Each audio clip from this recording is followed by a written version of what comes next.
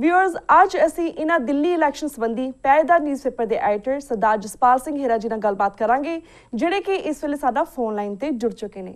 जी वीर जी, वाहिगुरू जी का खालसा वाहिगुरू जी की फतेह। वाहिगुरू जी का खालसा वाहिगुरू जी की फतेह जी। जी वीर जी, जिस तरह दिल्ली दे विच विधान सभा दे चोण नतीजे ने भारत की सियासी पिड़ विच एक भूचाल लिआंदा है, ओवरऑल तुसीं इन्हां चोण नतीजों नूं किवें एनालाइज करदे हो?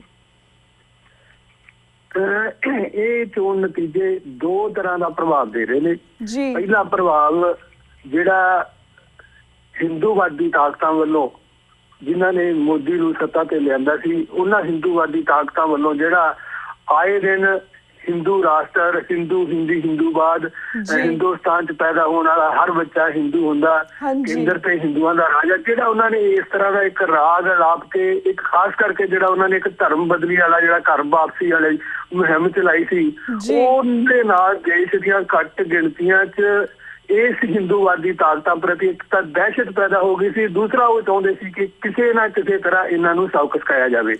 तो दिल्ली दे विच घट गिणतियां का एक ध्रुवीकरण होया कि उन्होंने एक फैसला किया कि असीं हर हीले भाजपा नूं सबक सिखाउणा वा। तो जिन्नियां भी दिल्ली दे विच वसदियां घट गिणतियां सी, चाहे वो मुसलमान भाईचारा सी, चाहे सिख भाईचारा सी, चाहे ईसाई सी, चाहे बौद्धी सी, चाहे जिहड़े भी घट गिणती ने इस देश दे, वो सारे इस मुद्दे ते एकजुट हो गए कि हर हीले भाजपा नूं हराउणा। दूसरी गल जिहड़ी कि मोदी वल्लों चोण वादे सी जिहड़े वो बहुत लंबे चौड़े कीते गए, बहुत इन्होंने लोगों को सुपने जिहड़े सी दिखाए, परंतु उसके बावजूद 9-10 महीने की सरकार की जिहड़ी प्राप्ति सी वो किसी पासे भी कोई दिखाई नहीं सी दे रही। ते इस करके लोग सी जिहड़े वो भाजपा की उस कारगुजारी तो जिहड़े सुपने उन्होंने दिखा के भाजपा नूं उन्होंने सत्ता सौंपी सी, वो सुपने पूरी तरह चकनाचूर सी ते लोग उस गल तो भी गुस्से सी कि सानू झूठे वादियां नाल ठगिया गया। तीसरी गल जिहड़ी कि लोग ये चाहुंदे ने कि हुण जिहड़ा हाकम होवे, जिहड़ा सत्ता ते होवे, वो लोकां दा अपना नुमाइंदा होवे। लोग ये चाहुंदे ने कि हुण वो राजे महाराजा वाला समा चलिया गया। ये जिहड़े लोग ने ये चोणां जितण तो बाद अपने आप नूं राजे महाराजे दसाउण लग जांदे ने। सो लोग ये चाहुंदे ने कि उन्हां दा जिहड़ा प्रतिनिध आ उन्हां वर्गा ही होवे, उन्हां चों ही होवे ते वो आम आदमी पार्टी नूं अपने वर्गा अपना ही समझदे सी। इस करके वो पूरी तरह आम आदमी पार्टी दे नाल खड़े हो गए। दिल्ली दा जिहड़ा हेठला वर्ग आ, चाहे ਉਹਦੇ ਵਿੱਚ ਕਿਸੇ ਵੀ ਧਰਮ ਦਾ, ਕਿਸੇ ਵੀ ਜਾਤ ਦਾ, ਕਿਸੇ ਵੀ ਇਲਾਕੇ ਦਾ ਪੂਰਾ ਵਰਗ ਸੀ ਜਿਹੜਾ ਉਹ ਪੂਰੀ ਤਰ੍ਹਾਂ ਇਕਜੁੱਟ ਹੋ ਕੇ ਆਪ ਦੇ ਨਾਲ ਖੜਾ ਹੋ ਗਿਆ। ਮੁਲਾਜ਼ਮ ਤਬਕਾ ਸੀ ਜਿਹੜਾ ਉਹ ਪੂਰੀ ਤਰ੍ਹਾਂ ਆਪ ਦੇ ਨਾਲ ਖੜਾ ਹੋ ਗਿਆ, ਨੌਜਵਾਨ ਤਬਕਾ ਸੀ ਉਹ ਵੀ ਪੂਰੀ ਤਰ੍ਹਾਂ ਆਪ ਦੇ ਨਾਲ ਖੜਾ ਹੋ ਗਿਆ। ਸੋ ਇਸ ਕਾਰਨ ਇੱਕ ਜਿਹੜਾ ਧਰੂਵੀਕਰਨ ਹੋਇਆ ਦੋ ਤਿੰਨ ਤਰ੍ਹਾਂ ਦਾ, ਇੱਕ ਘੱਟ ਗਿਣਤੀਆਂ ਦਾ ਧਰੂਵੀਕਰਨ ਹੋ ਗਿਆ, ਇੱਕ ਜਿਹੜਾ ਹੇਠਲਾ ਤਬਕਾ ਵਾ ਜਿਹੜਾ ਜਿਹਨੂੰ ਅਸੀਂ ਗਰੀਬ ਤਬਕਾ ਤੇ ਹੇਠਲਾ ਮੱਧ ਵਰਗ ਕਹਿ ਸਕਦੇ ਆ, ਉਹ ਪੂਰੀ ਤਰ੍ਹਾਂ ਇਕਜੁੱਟ ਹੋ ਗਿਆ। तो इन्हां कारणा करके एक दिल्ली दे विच आप दी जिहड़ी हनेरी तो उपर उभर के सुनामी वगी है जिहड़ी, ਉਹਦੇ ਪਿੱਛੇ मैं समझदा कि ये सारे कारण सी जिहड़े ये एकजुट होए। जी जी ਤੇ ਵੀਰ ਜੀ, ਜਿਸ ਤਰ੍ਹਾਂ ਦੀ ਆਮ ਆਦਮੀ ਪਾਰਟੀ ਦੀ ਇੰਨੀ ਇਤਿਹਾਸਿਕ ਜਿੱਤ ਹੋਈ ਹੈ, ਇਸ ਦਾ ਇੰਡੀਅਨ ਪੋਲਿਟਿਕਸ ਤੇ ਤੁਹਾਨੂੰ ਕੀ ਲੱਗਦਾ ਕੀ ਅਸਰ ਪਵੇਗਾ? ਦੇਖੋ ਹੁਣ ਇਹ ਗੱਲ ਹੈ ਕਿ ਇੱਕ ਤਾਂ ਇਹ ਆ ਕਿ जिस तरह दिल्ली दे विच एकीकरण होया वा सारियां घट गिणतियां दा भी ते सारियां विरोधी धिरां दा भी। विरोधी धिरां चाहे किस तरह दी भी सी, वो चाहे चोण मैदान च है सी चाहे नहीं सी, उन्होंने मतलब एक तरह की बाहरली सपोर्ट सी जिहड़ी वो आम आदमी पार्टी नूं दित्ती। तो ये एक तरह का मैं समझदा कि संकेत देश दीयां सारियां धिरां नूं कि जे वो देश का हिंदूकरण होण तो बचाउणा चाहुंदियां ने तां उन्हां नूं इस तरह का एक ध्रुवीकरण आ जिहड़ा वो करना पऊगा। अगली गल ये है कि आने वाले दिनों के विच एक तां बिहार दे विच चोणां होणीआं ने, एक ਉਹਦੇ ਵਿੱਚ ਜਿਹੜੀ ਸਭ ਤੋਂ ਜਿਹੜੀ ਦੇਸ਼ ਦੀ ਅਗਲੀ ਭਵਿੱਖੀ ਰਾਜਨੀਤੀ ਆ, ਮੇਰਾ ਖਿਆਲ ਹੈ ਕਿ ਉਹ ਬਹੁਤ ਪ੍ਰਭਾਵੀ ਢੰਗ ਨਾਲ ਬਿਹਾਰ ਦੀਆਂ ਜਿਹੜੀਆਂ ਚੋਣਾਂ ਨੇ ਉਹਦਾ ਫੈਸਲਾ ਕਰਨਗੀਆਂ, ਉਹਦੀ ਦਿਸ਼ਾ ਵੀ ਤੈਅ ਕਰਨਗੀਆਂ। ਤੇ ਬਿਹਾਰ ਦੇ ਵਿੱਚ ਪਛੜਾ ਵਰਗ ਹੇਠਲਾ ਵਰਗ ਆ ਜਿਹੜਾ ਉਹ ਬਹੁ ਗਿਣਤੀ 'ਚ ਆ। तो उत्थे मुसलमानां दी गिणती है जिहड़ी वो भी प्रभावशाली आ।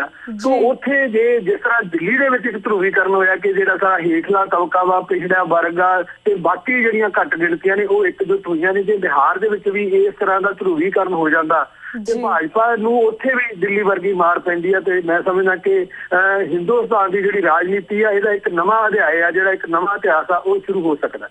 ਹਾਂਜੀ ਤੇ ਵੀਰ ਜੀ ਆਪਾਂ ਜਿਹੜੀ ਇਹ ਇਲੈਕਸ਼ਨ ਨੂੰ ਸਿੱਖ ਨੁਕਤਾ ਨਿਗਾਹ ਤੋਂ ਵੀ ਦੇਖਣਾ ਚਾਹਾਂਗੇ। ਸਿੱਖ ਨੁਕਤਾ ਨਿਗਾਹ ਤੋਂ ਇਹਨਾਂ ਦੇ ਇਲੈਕਸ਼ਨ ਦੇ ਦੂਰਗਾਮੀ ਪ੍ਰਭਾਵ ਕੀ ਹੋਣਗੇ ਤੁਹਾਡੇ ਖਿਆਲ ਦੇ ਨਾਲ? ਦੇਖੋ ਇਹਦੇ ਸਾਡੇ ਲਈ ਦੋ ਤਰ੍ਹਾਂ ਦੇ ਨੇ। ਪਹਿਲੀ ਗੱਲ ਤਾਂ ਜਿਹੜੀ ਮੈਂ ਕੀਤੀ ਹੈ ਕਿ ਦੇਸ਼ ਦੀਆਂ ਘੱਟ ਗਿਣਤੀਆਂ ਦੇ ਵਿੱਚ ਇੱਕ ਦਹਿਸ਼ਤ ਦਾ ਮਾਹੌਲ ਬਣਿਆ ਸੀ। ਭਾਜਪਾ ਦੇ ਜਿਹੜੇ ਹਿੰਦੂਵਾਦੀ ਤਾਕਤਾਂ ਨੇ ਜਿਹੜੀਆਂ ਉਹਨਾਂ ਵੱਲੋਂ ਨਿਰੰਤਰ ਧਰਮਾਂ ਤੇ ਦੂਸਰੇ ਧਰਮਾਂ ਤੇ ਹਮਲੇ ਕੀਤੇ ਜਾ ਰਹੇ ਸੀ। ਸਿੱਖ ਧਰਮ ਨੂੰ ਵੀ ਹਿੰਦੂ ਧਰਮ ਦਾ ਅੰਗ ਦੱਸਿਆ ਜਾ ਰਿਹਾ ਸੀ। ਸੋ ਇੱਕ ਤਾਂ ਇਹ ਆ। ਦੂਸਰਾ ਕਿ ਸਿੱਖ ਧਰਮ ਦੇ ਜਿਹੜੇ ਹਮਲੇ ਸੀ ਉਹਨਾਂ ਦੇ ਵਿਰੁੱਧ ਇਹ ਸਿੱਖਾਂ ਨੇ ਉੱਥੇ ਆਪ ਦੀ ਮਦਦ ਕੀਤੀ ਆ। ਪਰੰਤੂ ਜਿਹੜੀ ਅਗਲੀ ਗੱਲ ਦੇਖਣ ਵਾਲੀ ਆ ਕਿ ਅੱਜ ਹਰ ਕੋਈ ਵਿਅਕਤੀ ਆ ਜਿਹੜਾ ਖਾਸ ਕਰਕੇ ਵਿਦੇਸ਼ਾਂ 'ਚ ਬੈਠੇ ਜਿਹੜੇ ਸਾਡੇ ਪੰਜਾਬੀ ਵੀਰ ਨੇ, ਸਿੱਖ ਵੀਰ ਨੇ, ਜਿਹੜੇ ਉਹਨਾਂ ਦੇ ਮਨਾਂ 'ਚ ਇੱਕ ਗੱਲ ਆ ਗਈ ਕਿ ਬਾਦਲ ਦਾ ਬਦਲ ਆ ਜਿਹੜਾ ਉਹ ਆਪ ਬਣਾ ਲਓ। ਸੋ ਮੈਂ ਸਮਝਦਾ ਕਿ ਹਾਲੇ ਇਹ ਅਜਿਹੀ ਸੋਚ ਆ ਜਿਹੜੀ ਇਹ ਬਿਲਕੁਲ ਅਗਾਊਂ ਆ, ਬਹੁਤ ਪਹਿਲਾਂ ਦੀ ਆਖੀ ਜਾ ਸਕਦੀ ਆ। ਸਾਨੂੰ ਇਹ ਦੇਖਣਾ ਪਊਗਾ ਸਿੱਖ ਹਲਕਿਆਂ ਦੇ ਵਿੱਚ ਕਿ ਆਪ ਆ ਜਿਹੜੀ ਉਹ ਸਿੱਖ ਮੁੱਦਿਆਂ ਤੇ ਸਟੈਂਡ ਕੀ ਲੈਂਦੀ ਆ। ਇਹ ਠੀਕ ਆ ਕਿ 4 ਉਮੀਦਵਾਰ ਜਿਹੜੇ ਆਪ ਨੇ ਖੜੇ ਕੀਤੇ ਨੇ ਉਹ ਚਾਰੋਂ ਦੇ ਚਾਰੇ ਸਿੱਖ ਉਮੀਦਵਾਰ ਜਿੱਤੇ ਵੀ ਨੇ ਤੇ ਭਾਜਪਾ ਦੇ ਆਪ ਦੀ ਅੱਜ ਹੋਂਦ ਆ ਤੇ ਉਹ ਵੀ ਪੰਜਾਬ ਕਰਕੇ ਆ। ਜੇ ਪੰਜਾਬ ਆਪ ਨੂੰ 4 ਪਾਰਲੀਮੈਂਟ ਮੈਂਬਰ ਜਿਤਾ ਕੇ ਨਾ ਦਿੰਦਾ ਤਾਂ ਆਪ ਆ ਜਿਹੜੀ ਉਹ ਹਿੰਦੁਸਤਾਨ ਦੀ ਰਾਜਨੀਤੀ ਤੋਂ ਖਤਮ ਹੋ ਗਈ ਹੁੰਦੀ, ਹਿੰਦੁਸਤਾਨ ਦੀ ਰਾਜਨੀਤੀ ਦੇ ਨਕਸ਼ੇ ਤੋਂ ਵੀ ਖਤਮ ਹੋ ਗਈ ਹੁੰਦੀ। ਤਾਂ ਪੰਜਾਬ ਦਾ ਆਪ ਸਿਰ ਇੱਕ ਬਹੁਤ ਵੱਡਾ ਅਹਿਸਾਨ ਵੀ ਆ। ਪਰੰਤੂ ਅਗਲੀ ਗੱਲ ਜਿਹੜੀ ਦੇਖਣ ਵਾਲੀ ਆ ਕਿ ਆਪ ਆ ਜਿਹੜੀ ਉਹ ਸਿੱਖ ਮੁੱਦਿਆਂ ਤੇ ਕੀ ਉਹ ਦ੍ਰਿੜਤਾ ਦੇ ਨਾਲ ਫੈਸਲਾ ਲੈਂਦੀ ਆ, ਜਾਂ ਜਿਸ ਤਰ੍ਹਾਂ ਇਹਨਾਂ ਨੇ ਇਹ ਕਿਹਾ ਕਿ ਅਸੀਂ ਫਿਰਕੂਵਾਦ ਆ ਜਿਹੜਾ ਉਹਦੇ ਵੱਲ ਨਹੀਂ ਜਾਣਾ, ਉਹ ਸਿੱਖ ਮੁੱਦਿਆਂ ਤੇ ਆਪਣੀਆਂ ਅੱਖਾਂ ਮੀਚਦੀ ਆ। ਸੋ ਆਉਣ ਵਾਲੇ ਦਿਨਾਂ ਦੇ ਵਿੱਚ ਜਿਹੜੀ 1984 ਦਾ ਸਿੱਖ ਕਤਲੇਆਮ ਆ ਉਹਦੇ ਬਾਰੇ ਜਿਹੜੀ ਇਹਨਾਂ ਨੇ ਸਪੈਸ਼ਲ ਇਨਵੈਸਟੀਗੇਸ਼ਨ ਟੀਮ ਦੀ ਗੱਲ ਕੀਤੀ ਆ ਉਹ ਕਿੰਨੀ ਜਲਦੀ ਬਣਾਉਂਦੇ ਨੇ। ਅਗਲੀ ਗੱਲ ਜਿਹੜੀ ਸਭ ਤੋਂ ਅਹਿਮ ਆ ਜਿਹੜੀ ਇਹ ਦੱਸੂਗੀ ਕਿ ਆਪ ਆ ਜਿਹੜੀ ਉਹ ਸਿੱਖਾਂ ਨੂੰ ਕਿਸ ਨਜ਼ਰ ਦੇ ਨਾਲ ਦੇਖਦੀ ਆ ਕਿ ਪ੍ਰੋਫੈਸਰ ਦਵਿੰਦਰਪਾਲ ਸਿੰਘ ਭੁੱਲਰ ਦੇ ਬਾਰੇ ਇਹ ਸਰਕਾਰ ਆ ਜਿਹੜੀ ਕੀ ਫੈਸਲਾ ਲੈਂਦੀ ਹੈ, ਕਿਉਂਕਿ ਉਹਨਾਂ ਦੀ ਜਿਹੜੀ ਸਿਹਤ ਦੀ ਰਿਪੋਰਟ ਆ ਉਹ ਦਿੱਲੀ ਸਰਕਾਰ ਦੇ ਟੇਬਲ ਤੇ ਪਈ ਆ।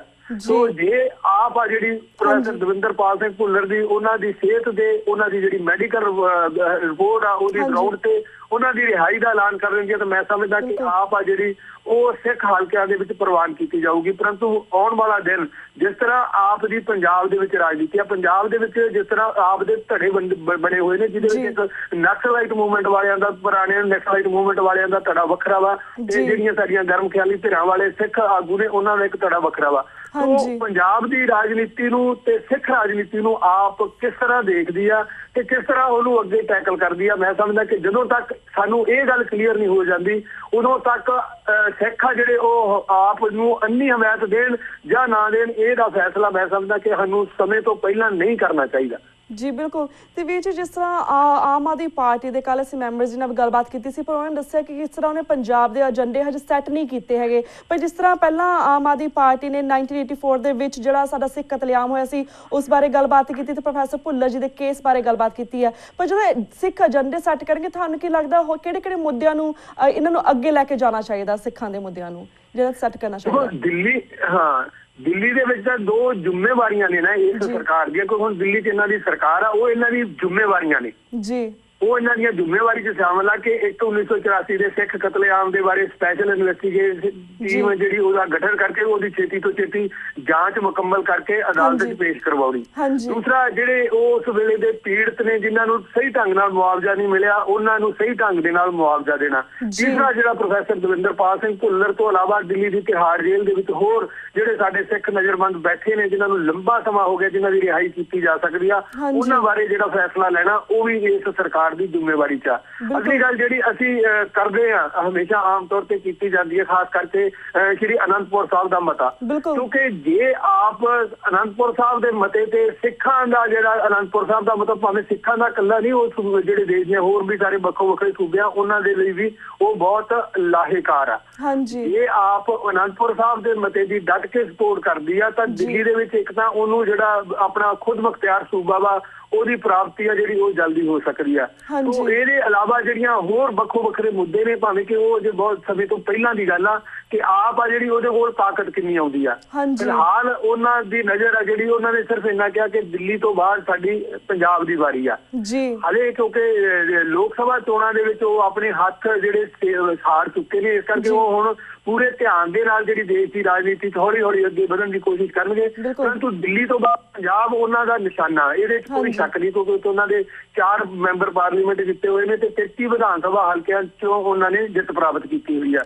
ਸੋ ਆਪ ਨੇ ਜੇ ਪੰਜਾਬ ਦੀ ਰਾਜਨੀਤੀ ਦੇ ਵਿੱਚ ਆਪਣੇ ਆਪ ਨੂੰ ਸਥਾਪਿਤ ਕਰਨਾ ਵਾ ਤੇ ਉਹਦੇ ਲਈ ਜ਼ਰੂਰੀ ਆ ਕਿ ਉਹ ਜਿਹੜੇ ਸਿੱਖ ਮੁੱਦੇ, ਖਾਸ ਕਰਕੇ ਜਿਹੜੇ ਉਹਦੀ ਜ਼ਿੰਮੇਵਾਰੀ ਆ, ਜਿਹੜੇ ਉਹਦੇ ਅਧਿਕਾਰ ਖੇਤਰ 'ਚ ਨੇ, ਪਹਿਲੀ ਗੱਲ ਤਾਂ ਉਹਨਾਂ ਤੇ ਤੁਰੰਤ ਫੈਸਲਾ ਕਰੇ ਤੇ ਦੂਸਰੀ ਗੱਲ ਆ ਜਿਹੜੀ ਸਿੱਖ ਮੁੱਦਿਆਂ ਦੀ, ਉਹਨਾਂ ਦੇ ਬਾਰੇ ਆਪਣੀ ਜਿਹੜੀ ਰਣਨੀਤੀ ਆ ਤੇ ਉਹਦਾ ਜਿਹੜਾ ਉਦੇਸ਼ ਕੀ ਆ ਤੇ ਮਿਸ਼ਨ ਕੀ ਆ, ਉਹ ਵੀ ਸਾਡੇ ਸਾਹਮਣੇ ਸਪਸ਼ਟ ਕੀਤਾ ਜਾਣਾ ਜ਼ਰੂਰੀ ਆ। ਜੀ ਤੇ ਵੀਰ ਜੀ, ਸਾਡੇ ਕੋਲ 1.5 ਮਿੰਟ ਰਹਿ ਗਿਆ। ਐਟ ਦੀ ਐਂਡ, ਜਿਸ ਤਰ੍ਹਾਂ ਬਾਬਾ ਸੋਹਰਾ ਸਿੰਘ ਖਾਲਸਾ ਤੇ ਵਿਕਰਮ ਸਿੰਘ ਧਨੌਲਾ ਦਿੱਲੀ ਦੇ ਵਿੱਚ ਉਹ ਭੁੱਖ ਹੜਤਾਲ ਤੇ ਬੈਠੇ ਨੇ, ਓਵਰਆਲ ਤੁਸੀਂ ਇਹਨਾਂ ਦੀ ਭੁੱਖ ਹੜਤਾਲ ਸੰਬੰਧੀ ਸਾਡੇ ਦਰਸ਼ਕਾਂ ਨੂੰ ਕੀ ਕਹਿਣਾ ਚਾਹੋਗੇ?